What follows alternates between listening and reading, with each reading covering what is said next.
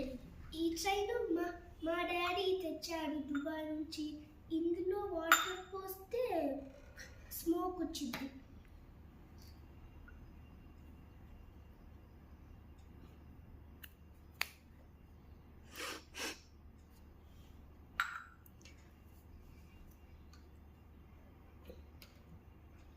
దీంట్లో